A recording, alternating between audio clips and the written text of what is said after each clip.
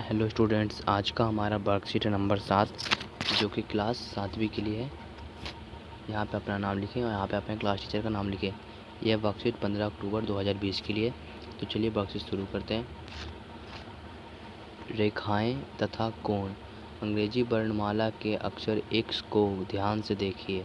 आप पाएंगे कि इस अक्षर की दोनों रेखाएं एक दूसरी को एक बिंदु पर काटती है। इस प्रकार की रेखाओं को प्रतिच्छेदी रेखाएं कहती है। तो यहाँ पे आपको अक्षर X की जैसा एक रेखा दिख रहा है, तो ये आपस में यहाँ पे काट रहे हैं, यहाँ पे आपस में काट रहे हैं, तो इसे प्रतिच्छेदी रेखाएं कहते हैं। यहाँ पे दिख रहा है आपको लिखा हुआ, इसे प्रतिच्छेदी रेखाएं कहते हैं। तो अगला हमारा है, अपने कमरे के एक कोने को ध्यान से देखिए। आप पाएंगे कि दीवार और आंगन के बीच का कोण 90 डिग्री है। अतः यदि दो रेखाओं के मध्य कोण 90 डिग्री हो तो उन रेखाओं का लंबवत रेखाएं कहते हैं। जबकि जैसे कि आपका दीवार इस तरीके का होता है, तो यहाँ पे जो रहता है ये, इसे कहते हैं 90 डिग्री का कोण, और ये लंबवत रेखाएं कहते हैं।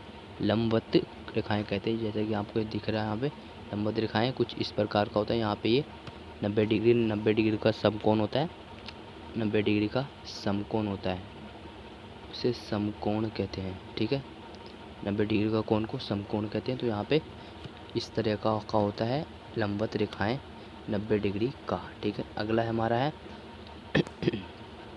क्या आपने कभी अपनी कॉपी की दो रेखाओं को ध्यान से देखा है? जो आपकी कॉपी होता है कुछ इस तरह का होता है कॉपी, तो इनकी ये रेखा और ये रेखा, एक नीचे का और एक ऊपर का, ध्यान से देखा है? ये दोनों बराबर होते हैं और ये दोनों आपस में कभी नहीं मिलते। सही है। इन दोनों रेखाओं के बीच की दूरी को दो अलग स्थानों पर नापिए। आप पाएंगे कि दोनों ही जगहों पर रेखाओं की मध्य दूरी समान है। तो सही है कि इन दोनों का रेखाएं का समान माप बराबर ही होगा। ठीक है, इस तरह से। अगला है, इस पर रेखाओं का मध्य दूरी समान होगा, अतः यह रेखाएं एक दूसरे से कभी नहीं मिलेगी और इस प्रकार की रेखाओं को समानांतर रेखाएं कहते हैं। जैसे कि आपकी कॉपी किताब या किसी चीज़ पढ़ रहा होता है, उस पर भी इस तरीके का निशान होता है, जैसे कि ये पढ़ रहा है। ठीक है, तो ये ऊपर का रेखा और नीचे का रेखा, या इस तरफ का रेखा या इस तरफ का रेखा, इसे समानांतर रेखाएं कहते हैं। और ये दोनों रेखाएं आपस में कभी नहीं मिलती। ठीक है। तो आगे यहाँ पे मिलेगा, जब कोई एक रेखा किन्हीं दो रेखाओं पर गिरती है तो यह उन दोनों रेखाओं को दो अलग अलग बिंदुओं पर काटती है। इस प्रकार की गिरने वाली रेखा को तिर्यक रेखा कहते हैं। जैसे कि यहाँ पे दिख रहा है, कोई एक रेखा किन्हीं दो रेखाओं पर गिरती है। कोई एक रेखा, जैसे कि यहाँ पे एक रेखा है, यहाँ पे दो रेखाएं गिर रही है, तो इन्हें कौन सा रेखा कहते हैं? तिर्यक रेखा कहते हैं। ठीक है, इसे तिर्यक रेखा कहते हैं। अब यहाँ पे क्वेश्चन पूछ रहा है कि अपने आसपास प्रतिच्छेदी रेखाएं, समानांतर रेखाओं तथा लंबवत रेखाओं की खोजिए। यहाँ पे अपने आसपास में देखना है कि कौन सा समानांतर रेखा है। तो समानांतर में मैंने बता दिया कि कॉपी किताब लिख सकते हो। जैसे कि यहाँ पे इसका आंसर होगा, देखिए मैं बता रहा हूँ। तो हम पहले लिखेंगे कि प्रतिच्छेदी रेखा, प्रतिच्छेदी पे आप लिख सकते हैं दरवाज़ा। तो प्रतिच्छेदी पे आप लिख दीजिए दरवाज़ा। दरवाज़ा का ऊपरी हिस्सा, ठीक है, दरवाज़ा का ऊपरी हिस्सा होता है ना, वो बिल्कुल प्रतिच्छेदी जैसा होता है। ऊपरी हिस्सा देखिए कि प्रतिच्छेदी किस प्रकार का होता है। प्रतिच्छेदी X के होता है। तो आप अपने गेट के ऊपर देखिए, क्योंकि लोहे के गेट के ऊपर ना कुछ इस तरीके का होता है, ये गेट हो जाता है और इसके ऊपर एक ऐसा कुछ रहता है, इसमें ऐसे होते हैं, तो इससे हवा आने के लिए होता है, और इसमें प्रतिच्छेदी रेखा भी होता है। ये देखिए इस तरह का प्रतिच्छेदी रेखा होता है। ठीक है, अगला है हमारा समानांतर रेखा। तो समानांतर रेखा तो मैंने बता दिया था कि किताब या कॉपी पटरा ये सब हो सकता है। अब है लंबवत रेखाएं। तो लंबवत रेखाएं वही होते हैं जो, जैसे कि दीवार लंबवत रेखाएं 90 डिग्री का होता है दीवार। और खुला किताब, जैसे कि खुला किताब एक तरफ, इस तरफ का पन्ना और इस तरफ का पन्ना, तो इन दोनों का इस तरह का होगा, तो ये भी 90 डिग्री का ही बताएगा। ठीक है, ये भी 90 डिग्री का होगा। तो आप लिख सकते हैं किताब, खुला किताब, ठीक है, आदि। ठीक है, इस तरह से होगा। आगे है, निम्न चित्रों में बने हुए अंग्रेजी वर्णमाला के अक्षरों की आकृति को ध्यान से देखिए, जो कि दो समानांतर रेखा तथा एक तिर्यक रेखा द्वारा बने हैं। तो यहाँ पे एक तिर्यक रेखा, तो यहाँ पे एक तिर्यक रेखा आपको दिख रहा है और यहाँ पे दो समानांतर रेखा दिख रहा है, क्योंकि ये समानांतर रेखा है और ये तिर्यक रेखा। ठीक है, इस तरह से। तो अभी इन्हें पहचानना है कि अंग्रेजी के वर्ण अक्षर ध्यान से देखिए, तो इनमें कौन कौन से अक्षर आपको दिख रहे हैं। तो पहला तो हमें एफ़ दिख रहा है, एफ़ कुछ इस तरह का दिख रहा है, और ये जेड दिख रहा है, जेड भी आपको दिख रहा होगा ऐसे, और ये एक्स भी दिख रहा है। तो इस तरह से होगा।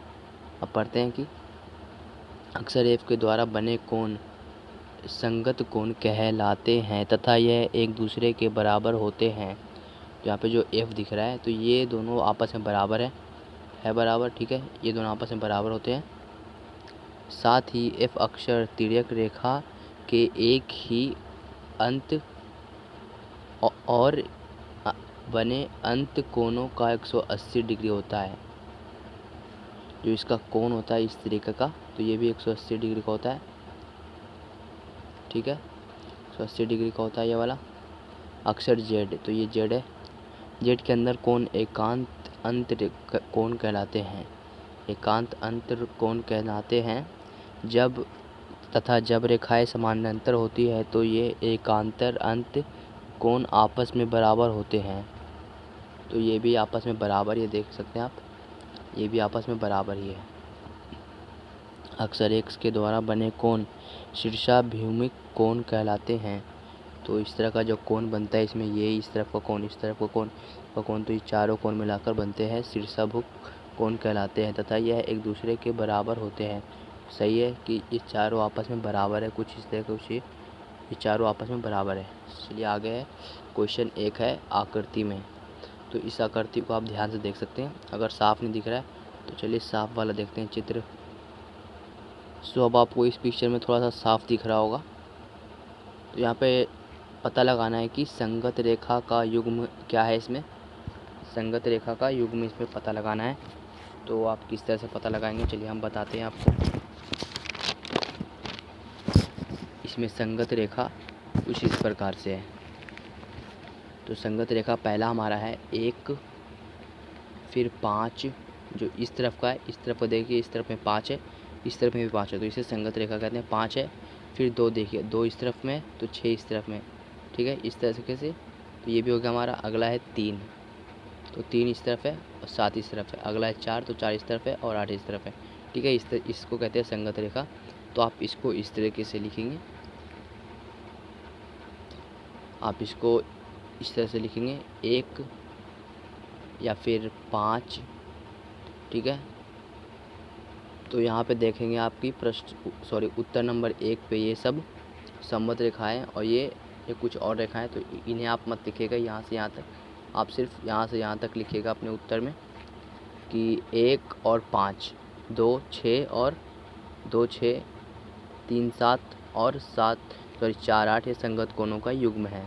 तो ये आप उत्तर नंबर 1 पे यहाँ से लेकर यहाँ तक लिख दीजिएगा। ठीक है, चलते हैं, अगला क्वेश्चन है। तो ये अगला पूछ रहा है कि शीर्षाभिमुख कोण का युग्म। तो शीर्षाभिमुख कोण का युग्म भी कुछ इस तरह के आएगा। तो हम पहले में लिखेंगे 1। ठीक है, 1 पहले लिख दीजिए आप।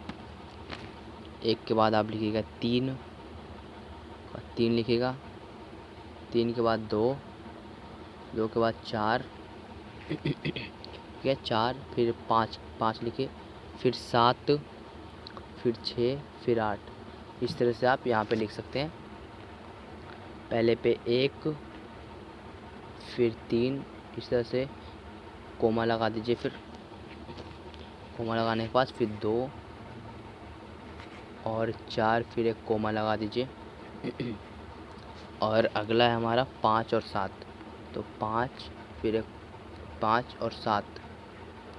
ठीक है,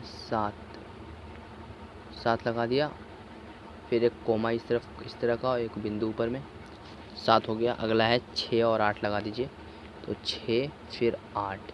तो इस तरह से हमारा शीर्षाभूमि कोण का युग्म निकल जाएगा, 1 3 2 5 5 7 और 6 8। ठीक है। अगला हमारा तीसरा है एकांत अंत कोणों का युग्म है। तो एकांत अंत कोणों का युग्म कुछ इस तरह का होगा। तो यहाँ पे पहला जो दिख रहा है हमें वो 2 है और 8 है। ठीक है, 2 8 है और 3 है और 5 है। इस तरीके से ये हमारा होगा। तो एकांत कोण का होगा 2 और 8, 2 और 8 हो गया, और 3 और 5। ठीक है, इस तरह से हमारा एकांत अंत कोणों का युग्म हो जाएगा। या फिर यहाँ पे जो प्रश्न नंबर 2 है, एक तो मैंने उत्तर बता दिया 1 नंबर, तो ये है पूरा एकांतर रेखा है। ठीक है, 2 8 और 3 5 एकांतर कोण का युग्म है। तो आप यहाँ से यहाँ तक आप लिख लीजिए। प्रश्न नंबर 3 में ये 3 आएगा। ठीक है, जो हमारा प्रश्न नंबर 4 है, तिर्यक रेखा की एक ओर बने एकत कोणों का युग्म है। तो यहाँ पे एक तिर्यक कोण है, तो उन्हें ओर बने का कोण क्या है? तो चलिए देखते हैं इसका आंसर। तो इसका आंसर आएगा 2 5। ठीक है, यहाँ पे 2 है, यहाँ पे 5 है। ठीक है, तो आएगा पहला, तो आएगा 2 और 5। ठीक है, 2 5 हो गया। जो अगला है 3 और 8, 3 और 8 ये आपस में मिल रहे हैं, तो इस तरह से आएगा 3 और 8। ठीक है, ये हमारा तिर्यक कोण का युग्म है। ये आप लिख लीजिए प्रश्न नंबर 4 पे। तो चलते हैं अगले क्वेश्चन की ओर।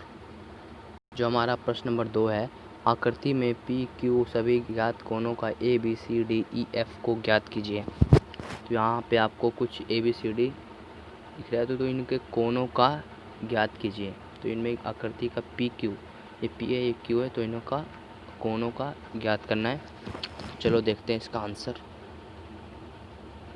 तो आप यहाँ पे कुछ इस तरह से देंगे, ये ऊपर का मत लिखिएगा, ये 2 लाइन बस आपको यहाँ से यहाँ तक लिखना है।